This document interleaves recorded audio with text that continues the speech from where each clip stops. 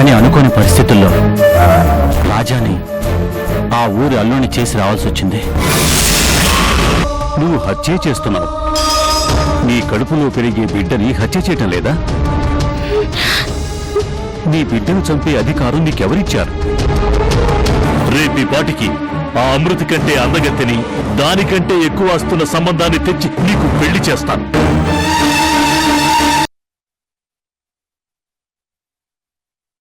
అసలు బ్రతుకుతుందా లేదా అని అనుమానపడిన ఆ అమ్మాయికి కష్టపడి ప్రాణం పోయగలిగిన ఆమె అసలు రూపం మాత్రం ఆమెకి ఇవ్వలేకపోయాం. ఆమె ఎంత డిప్రెషన్లోకి వెళ్ళిపోయింది అంటే తనకి అయిన వాళ్ళందరూ తనను చూసి తట్టుకోలేరేమోనన్న బాధతో తెగ కుమిలిపోతోంది. తనకి పుట్టబోయే బిడ్డకి కూడా తన మొహం చూపించలేక ఆత్మహత్య చేసుకుందాం అనుకునేటంత డిప్రెషన్లోకి వెళ్ళిపోయింది. ఫైర్ యాక్సిడెంట్ జరిగిన పేషెంట్స్ లో చాలా మందిలో ఇలాంటి టెండెన్సీ ఉంటుంది. నిన్నటిదాకా అలవాటైన మొహం చూడగానే వికృతంగా తయారైతే వాళ్ళు తట్టుకోలేరు. అందులోనూ ఆవిడ భర్తను కూడా పోగొట్టుకుందని చెప్పారు గనక ఇలాంటి వాళ్ళలో డిప్రెషన్ చాలా హెవీగా ఉంటుంది. అందుకే సుధాకర్, నువ్వు ఎలాగైనా అమ్మాయిలో ధైర్యాన్ని నింపి ఆత్మస్థైర్యాన్ని పెంచాలి. మేం ఊపిరి పోసాం, నువ్వు కొత్త రూపాన్ని ఇవ్వాలి. అందుకే నిన్ను రమ్మని నేను పర్సనల్ గా పిలిచాను. ఖచ్చితంగా చేస్తాను ఫాదర్. ఇలాంటి కేసుల్ని నేను ఎన్నో చూశాను. ఒక్కసారి అమ్మాయిని చూసి ఆవిడ మెడికల్ టెస్టులన్నీ పరిశీలించి ఆవిడతో మాట్లాడి కొన్ని టెస్టులన్నీ చేస్తాను. గుడ్, నువ్వేం చేస్తావో నీ ఇష్టం, కానీ తనని మాత్రం మామూలు మనిషిని చేయాలి. మరొక విషయం, తను ప్రస్తుతం ప్రెగ్నెంట్. తను బాగోలేను అన్న ఆత్మన్యూనతాభావంలోంచి బయటపడేస్తే గాని తన కడుపులోని బిడ్డ బయటపడదు. మరి ఎలా డీల్ చేస్తావో ఏమో, అంతా నీ చేతుల్లో ఉంది. తప్పకుండా చేస్తాను ఫాదర్. ఒకసారి అమ్మాయిని చూద్దామా? షూర్, పద ప్లీజ్.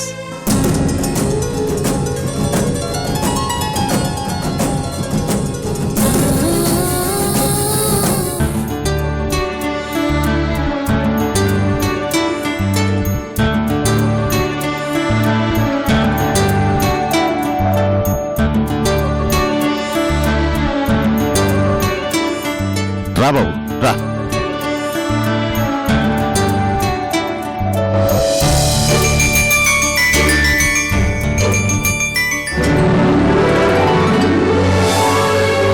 అదిగో బాబు, ఆ చివరి నుంచి ఇలా ఇక్కడ వరకు ఇదంతా మన భూమి. దానికి అటువైపున కొంతవరకు మా చెల్లి మీనాక్షికి ఆడపిల్ల లాంఛన కింద ఇచ్చాం. అదంతా ఇప్పుడు శ్రీహరి చూసుకుంటున్నాడు. అంతకుముందు ఈ మన పొలాలు, వాళ్ళ పొలాలు, పంటలు, వాటన్నిటి గురించి శ్రీహరి చూసుకునేవాడు. మధ్యలో కొంతమంది రైతులు వచ్చి శ్రీహరి వల్ల మేము చాలా ఇబ్బందులు పడుతున్నామని చెప్తే అప్పటి నుంచి నేనే చూసుకుంటున్నాను. ఆ శ్రీహరి నా మీద పగిపించుకోవడానికి అది కూడా ఒక కారణం ఉండొచ్చు బాబు. ఓ రా బాబు, అటు వెళ్దాం.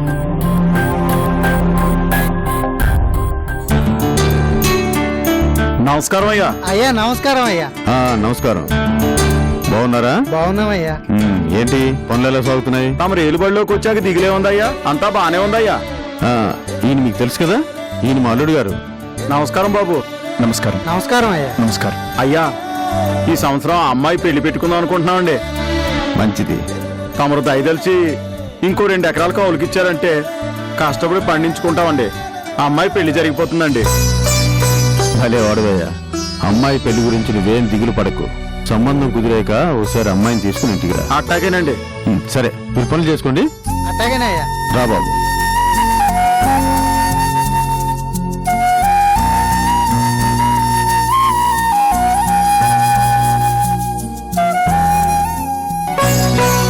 వీళ్ళంతా మనల్ని నమ్ముకొని ఎప్పటి నుంచో ఉన్నారు బాబు. వీళ్ళకి కష్టం చేయడం తప్ప ఏమీ తెలియదు. విన్నావుగా, పెళ్లి చేయాలంటే డబ్బు సాయం అడగడం లేదు, మరో 2 ఎకరాల కౌలుకి ఇస్తే కష్టపడతాను అంటున్నాడు. ఇలాంటి వాళ్ళకి మనం ఎంత చేసినా తప్పులేదు బాబు. ఏమంటావు? అవునండి. కష్టపడాలి అనుకునే వాళ్ళకి మనం ఎల్లప్పుడూ సపోర్ట్గానే ఉండాలి. వాళ్ళకి చివరికి కష్టం మాత్రమే మిగులుతోంది బాబు. వాళ్ళకి ఏదో ఒకటి చేయాలి. ఎంతో కాలంగా మనల్ని నమ్ముకుని ఉన్నారు. ఇలాంటి వాళ్ళకి మేలు చేస్తే బాగుంటుంది బాబు. ఏమంటావు? నేనేమంటాను మావయ్య గారు? అయినా నన్ను అడిగితే నేనేం చెప్పగలను? నువ్వే చెప్పాలి బాబు. ఎందుకంటే ఈ ఆస్తంతా నీది, నువ్వే చూసుకోవాలి. నాదా? అదేంటండి? నాకు కొడుకైనా అల్లుడువైనా నువ్వే కదా బాబు. నా కూతురికి ఇవేమీ తెలియదు. చూసుకునే ఓపిక తీరిక కూడా తనకు లేదు. ప్రజలకు ఉచితంగా వైద్యం చేయమంటే చేస్తుంది గాని ఇలాంటివన్నీ చూడాలంటే తన వల్ల కాదు బాబు. అందుకే అమ్మాయిని ఆ ఆస్తిని నీ చేతుల్లో పెట్టాను. చూడండి మావయ్య గారు, నేనేమీ ఆస్తి కోసం అమృతం పెళ్లి చేసుకోలేదు. అయినా ఇవన్నీ నాకెందుకు చెప్పండి? అలా అనుకు బాబు. నీ గురించి, నీ సమర్థత గురించి, నువ్వు ఏ స్థాయి నుంచి ఏ స్థాయికి ఎదిగావో అంతా కృష్ణ గారు వివరంగా చెప్పారు. ఇదంతా నువ్వే చూసుకోవాలి, కాదనకూడదు. ప్లీజ్. ఇవన్నీ నీకు బడ్డని కాదు బాబు, బాధ్యత.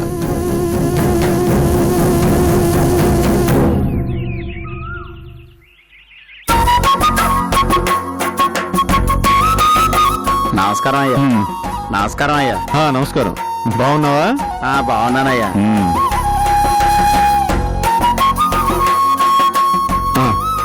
బాబు, ఆ కనిపించే పొలం మీ అత్తయ్య గారి పేరు మీద ఉంది. ఆ పొలాన్ని మీ అత్తయ్య గారి పేరు మీద ఆ రైతులు పంచుదామని నా ఉద్దేశం. చాలా మంచి ఆలోచన మావయ్య గారు. ఈజీ మనీ మనిషిలోని లేజీతనాన్ని పెంచుతుంది, కానీ కష్టపడే తత్వం మనిషి గొప్పతనాన్ని చాటుతుంది. వాళ్ళకి ఈ పొలాన్ని పంచి కష్టపడే అవకాశాన్ని ఇస్తున్నారు. నిజంగా చాలా మంచి ఆలోచన అండి. చాలా బాగా చెప్పావు బాబు, బాగా చెప్పాను. ఇదే శ్రీహరి గారికి ఎన్నిసార్లు చెప్పినా సరే పన్నం లేదు బాబు. లేకపోతే ఈ పాటికి ఎప్పుడో పనిచేసేవాళ్ళం. ఈసారి మాత్రం ఎట్టి పరిస్థితుల్లోని వాళ్ళందరికీ పట్టాలని పంపిణీ చేసేద్దాం. అలాగే మావయ్య గారు, మీ ఇష్టం. రా బాబు, రా.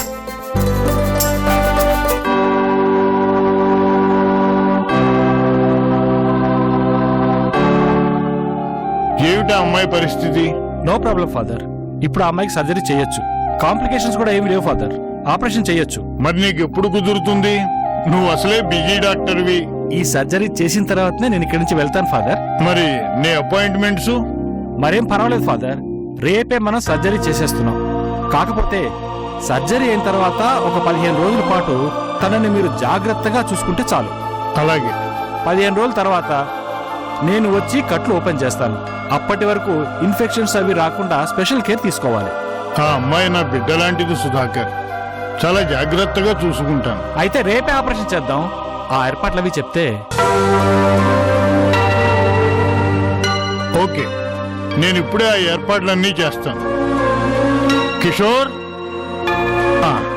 ఎనీవే చాలా థ్యాంక్స్ సుధాకర్. అయ్యో, మీరు నాకు థ్యాంక్స్ చెప్పడం ఏంటి ఫాదర్?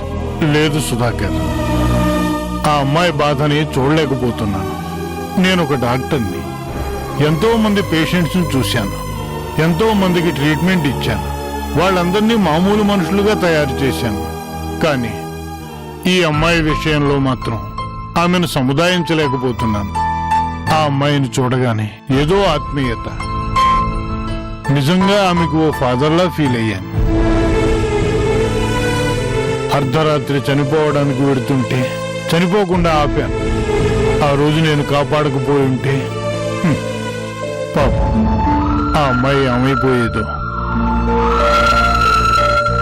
అలా కష్టపడి కాపాడిన వ్యక్తి సూసైడ్ చేసుకుంటే ఎంత బాధగా ఉంటుందో ఒక డాక్టర్గా నీకు అర్థమై ఉంటుందనుకుంటాను. I know father. ఇక జీవితంలో ఆ అమ్మాయికి అలాంటి ఆలోచన రాకుండా నేను చేస్తాను. Okay doctor. ఫాదర్. కిషోర్, ఈయన మిస్టర్ సుధాకర్. నమస్కారం sir. Very famous plastic surgeon. రేపు బర్నింగ్ వార్డ్ లో ఉన్న అమ్మాయికి సర్జరీ ఉంది. Okay father. డాక్టర్ గారు ఏం చెబితే అది చెయ్యి. అలాగే ఫాదర్. అన్ని జాగ్రత్తగా చూసుకో. వెళ్ళు. అలాగే. ఓకే ఫాదర్, నేను ఆ ఏర్పాట్లో ఉంటాను. వస్తాను. All the best. Thank you father.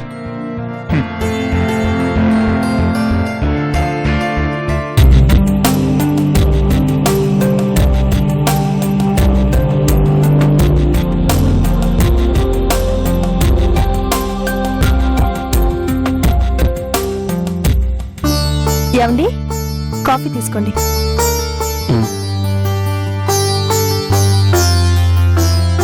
హ, ఏంటండి ల్యాప్టాప్ ముందేసుకుని కూర్చున్నారు? మూర్తి గారు ఫోన్ చేశారు జయంతి. రాజా కంపెనీకి సంబంధించి ఒక సివిల్ కాంట్రాక్ట్ కి ప్రపోజల్ పంపించాలంట. ఈ టైంలో రాజాని డిస్టర్బ్ చేయడం ఎందుకని నేనే చేస్తున్నాను.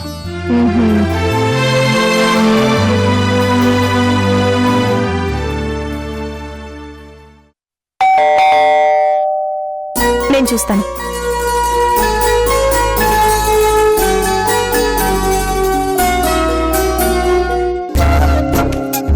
రండి పిన్ని గారు, కూర్చోండి. పర్లేదమ్మా.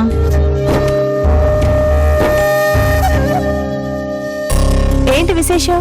ఏం లేదమ్మా, అమ్మాయిని పురిటికి ఇంటికి తీసుకొచ్చాం. రేపు సీమంతం చేస్తున్నాం.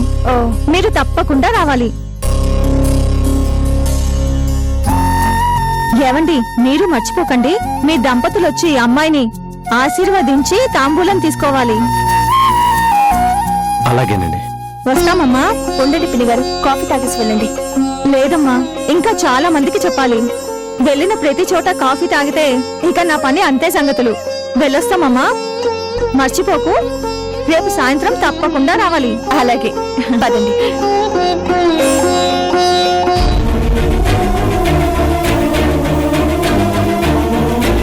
నా భార్యని, తన కడుపులో పెరుగుతున్న బిడ్డని చంపుకున్న హంతకుడిని నేను.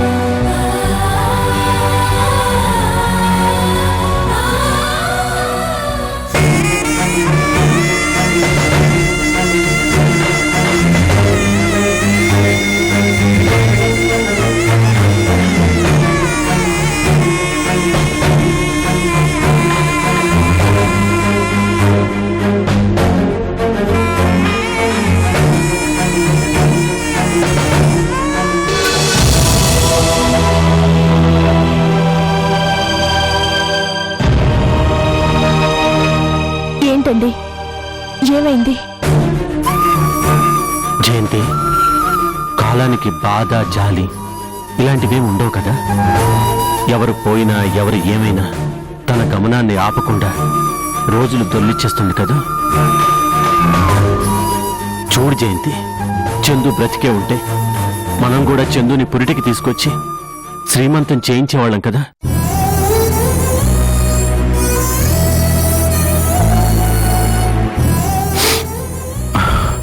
అప్పుడే నెలలు గడిచిపోయాయి. నిండు నెలలతో మన ముందు తిరగాల్సిన చందు ఈ శూన్యంలో మమేకం అయిపోయింది. ఏమండి, ఊరుకోండి. పిల్లలంటే ఎంత ప్రాణమో పాపం.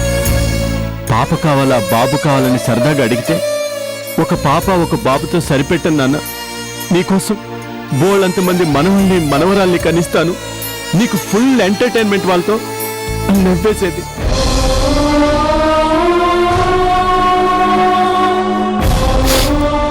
పిచ్చి తల్లి ప్రతి దానికి పోరాటమే. భర్తతో కలిసి బ్రతకాలని చావుతో పోరాడి గెలిచింది. అమ్మని కావాలని ఆశతో పోరాడింది. జన్మలో తల్లిని కాలేదన్న మనిషి చివరికి పోరాడి గెలుచుకుంది.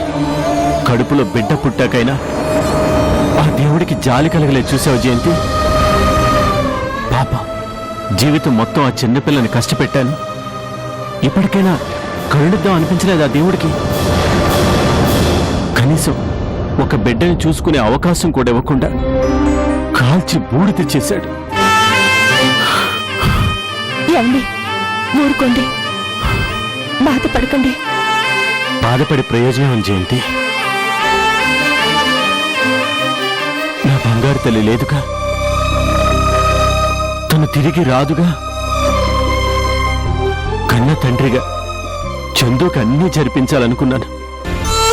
పుట్టినరోజు, బారసాల, పెళ్లి, శ్రీమంతం ఇలా ప్రతిదీ జరిపించాలని కలలు కన్నాను. కానీ శ్రీమంతం జరిపించకుండానే కర్మకాండి జరిపించొచ్చాను.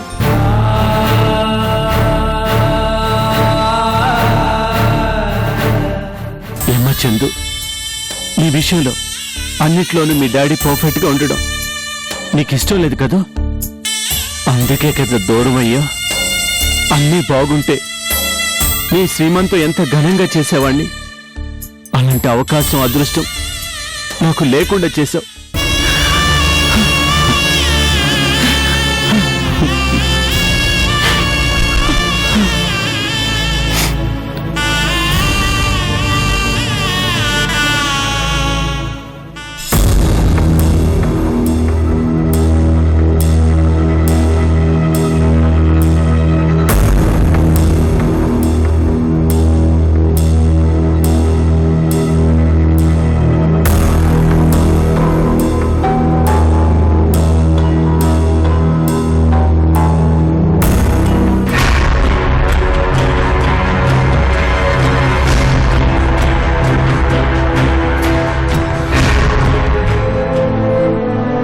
సుధాకర్, కట్లు విప్పు. Okay father.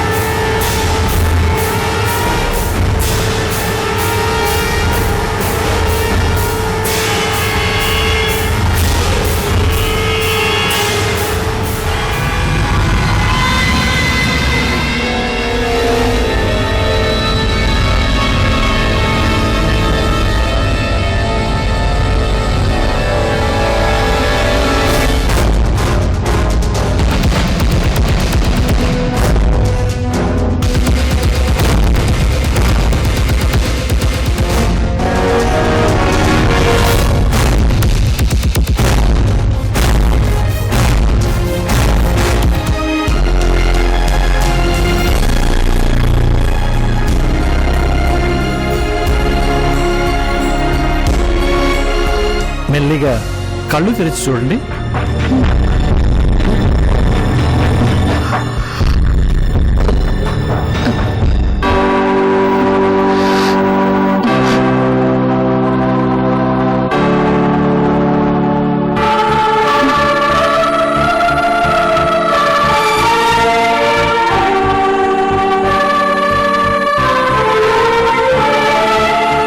అమ్మా జ్యోతి, అద్దం పట్టుకురా అమ్మా.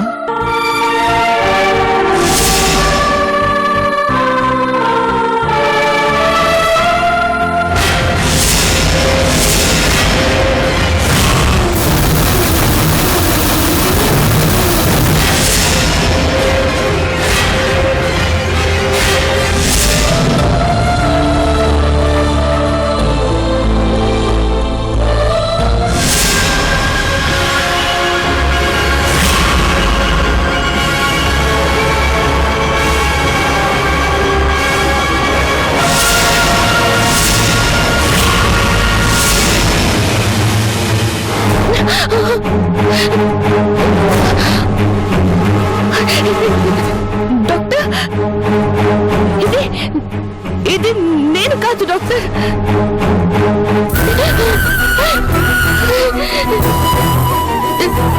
అవును, ఈ మొహం ఈ మొహం నాది కాదు.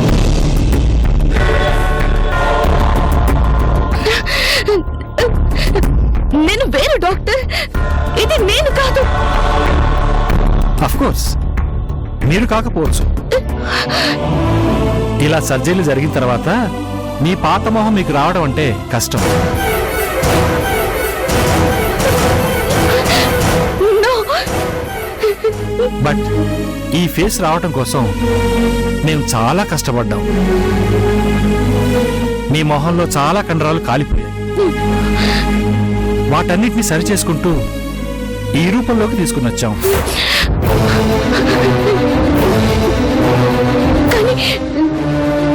కానీ నేనెవరు నాకు తెలియని పరిస్థితుల్లో నన్నెవరు గుర్తుపడతారు? నేనెవరినో ఎవరికి తెలుస్తుంది? అమ్మా, ఇది ఆ భగవంతుడు నీకు పునర్జన్మనిస్తూ నీకు ప్రసాదించిన కొత్త రూపం. పాత జ్ఞాపకాలలో ఉన్న ఆ రూపం నీకు యాక్సిడెంట్ తోటే పోయిందనుకో. నీ ఈ రూపాన్ని ఎవరు గుర్తించినా గుర్తించకపోయినా నీ కడుపులో ఉన్న నీ బిడ్డ గుర్తిస్తుంది. నిన్ను తప్పకుండా గుర్తుపెట్టుకుంటుంది. నిన్ను నోరారా అమ్మా అని పిలుస్తుంది.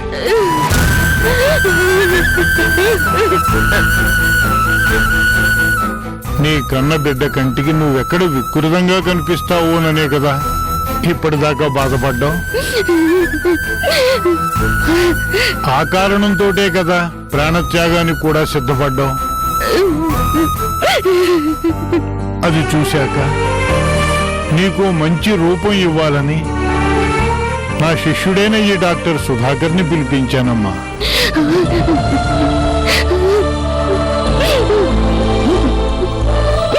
తన అనుభవాన్నంతా రంగరించుకుని నీకు ఈ రూపాన్ని తీసుకువచ్చాడమ్మా.